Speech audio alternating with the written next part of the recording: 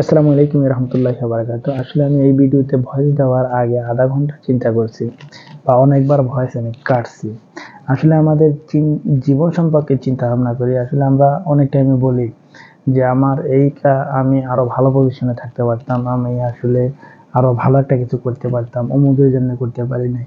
আসলে এগুলো আমাদের মনের খালি একটা মিথ্যা ধারণা। আসলে আল্লাহ যে পরিকল্পনা করে রাখছেন সেটাই বাস্তব হবে। আসলে আমার কোনো পরিকল্পনা কাজে লাগবে না। আমি যখন সূরা ইউসুফের দিকে লক্ষ্য করি, ওখানে আল্লাহর পরিকল্পনা কিভাবে করছে।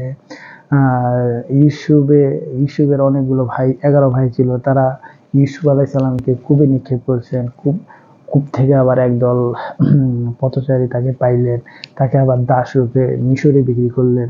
মিশরে তাও বিক্রি করলেন কার কাছে? আজিজ। মিশরের সেনাপ্রধান সে আজিজের কাছে তারা দাস রূপে বিক্রি করছেন তাকে।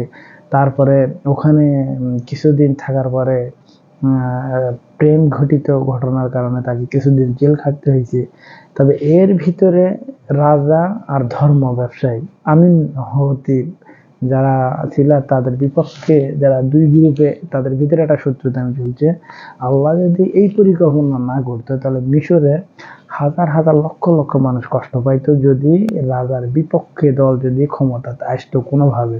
তারা তো পরিকল্পনা করেই রাখছে, তারা প্রায় জিতে গেছে, কিন্তু অল্পের জন্য তারা আর আসতে পারে নাই, তাদের পরিকল্পনা নষ্ট করে দিয়েছে ওখানে ইউসুফ থাকার কারণে। তাইলে আসলে এই ভালো একটা কাজের জন্য ইউসুফকে কত বছর কষ্ট করতে হয়েছে, তারপরে আল্লাহ তারে দিয়ে এইরকম দুর্যোগের মোকাবেলা করার জন্য প্রস্তুত করে রাখছে আল্লাহ।